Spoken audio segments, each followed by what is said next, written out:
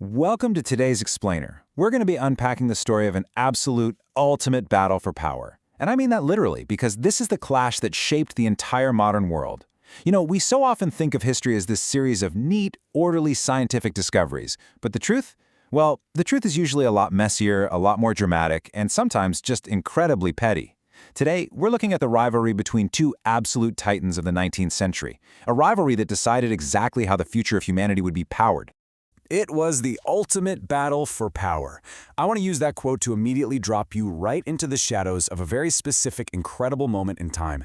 Picture this. The date is May 1st, 1893. We are in Chicago, and in just a few moments, the United States President Grover Cleveland is going to step up to a podium and press a golden telegraph key. When he presses that key, for the first time in human history, an entire city is going to be instantly illuminated by artificial light. It's this miraculous moment. But what the history books often gloss over is what was actually happening right off stage. Because standing out there in the pitch black, waiting for that light, was a cheering crowd of 100,000 people. 100,000 people gathered at the Chicago World's Fair, completely unaware that behind the scenes, this vicious, deeply personal war was reaching its absolute climax. See, this wasn't just some friendly foot race to see who could flip the switch first. No, this was a brutal battle for the very veins of the modern world. And to understand why these two brilliant men hated each other so much, we have to look at the actual technologies they were fighting over. Section 1. The core friction. Direct versus alternating current. Okay, let's dive into this and draw the battle lines. Over on one side of the ring, you've got Thomas Edison. At this point in history, he is the ruthless, unbelievably wealthy king of direct current, or DC. He has built an empire and he fully intends to keep it. On the exact opposite side, you have Nikola Tesla. Tesla is the eccentric, visionary prophet of a completely different system, alternating current, or AC. Now, these aren't just two different gadgets. It's kind of crazy to think about, but they were two entirely incompatible visions for how to power human civilization. Let's look at the mechanics of this friction for a second. Edison's empire ran on direct current.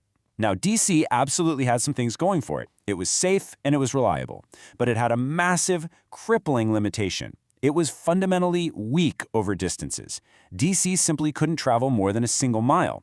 Think about what that actually means for a moment. To power a major city like New York or Chicago, Edison had to build a loud, dirty, coal-fired power plant on practically every single street corner.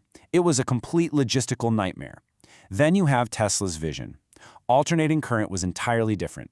AC was elegant. It could be pushed to massive, frankly terrifying voltages sent for hundreds of miles across incredibly thin copper wires, and then, and this is absolutely crucial, stepped down to safe, manageable levels right before it entered your home.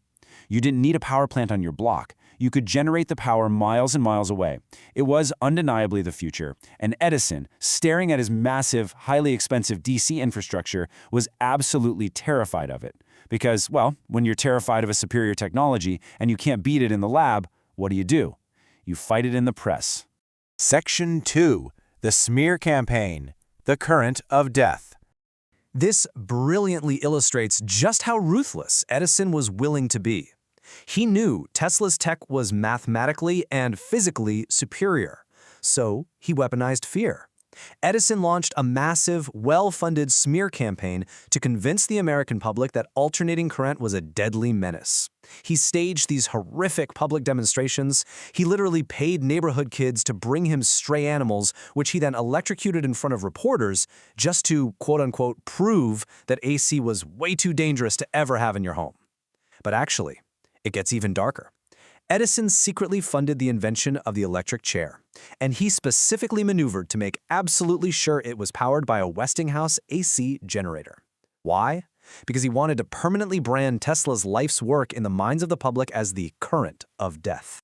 Meanwhile, you've got Tesla and his business partner, George Westinghouse, just getting completely crushed by this narrative. The reality of their situation was pretty grim. They didn't have a massive PR machine. They weren't out there staging media events. They only had the math and the physics to prove they were right.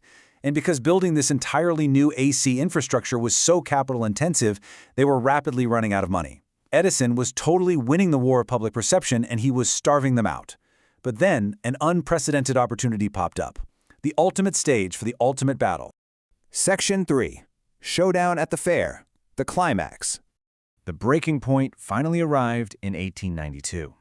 The organizers of the upcoming Chicago World's Fair had a huge problem. They needed someone to light up their massive 600-acre exhibition space. I mean, this was the contract of the century.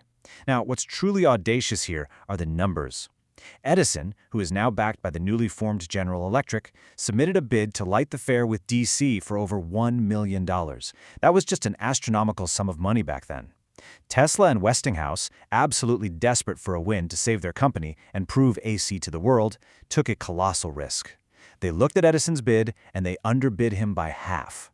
They promised the organizers they could light the entire 600 acres for a fraction of the cost, and they would do it using alternating current. The organizers, obviously looking at the budget, took the risk. Tesla won the contract. Which brings us right back to where we started this explainer, May 1st, 1893. The tension is palpable. The sun sets over Chicago, plunging the massive fairgrounds into total darkness. The crowd of 100,000 people holds its breath, just staring up at these strange glass bulbs. And up on the podium, President Grover Cleveland reaches out and presses the golden key. For 1 second, there is complete silence.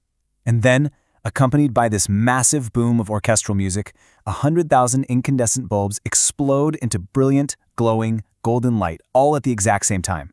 It wasn't just a light display, it was total vindication. In that single glowing moment, standing there in the triumphant light, Tesla proved to the entire world that alternating current was safe, it was incredibly reliable, and it was capable of miracles that direct current simply couldn't even touch. That single night in Chicago effectively ended the war. But the ripple effects of that encounter, we are still feeling them today. Section 4. The Aftermath. Lighting the Modern World. This massive public success built rapidly into the reality you and I live in right now. 1893 is the turning point at the World's Fair. Shortly after that massive win, Tesla and Westinghouse are awarded the absolute holy grail of electrical engineering, the contract to harness the immense power of Niagara Falls. That project proved once and for all that you could generate massive power in one place and send it safely for huge distances. That cemented AC as the global standard for electricity forever. So, what you should really take away from this is how intensely personal this history is to you. Because when you plug your phone in the wall today or when you turn on the lights in your kitchen, you aren't just using electricity. You are directly tapping into the victory that Nikola Tesla won at the Chicago World's Fair. But the crucial point here is the bitter irony of how this all ended for the two men involved. Let's look at their legacies side by side. Edison lost the technological war, for sure, but he was a master marketer. He won the history books. He died a deeply wealthy, universally beloved American icon. Tesla, on the other hand, actually won the war of the currents. His vision literally built the modern world, but because he wasn't a ruthless businessman, he ultimately lost control of his own patents. He died penniless, completely alone in a New York hotel room, leaving behind a world he built but never owned. So looking at the brilliant visionary who died with nothing and the ruthless businessman who died an icon, it really makes you wonder, doesn't it? Does history belong to the inventors who actually build the future or the marketers who sell it to us? It's a pretty powerful reminder that the lights we take for granted every single day were hard-won in the shadows. Thank you so much for exploring this with me today. Keep questioning, keep learning, and I'll see you in the next explainer.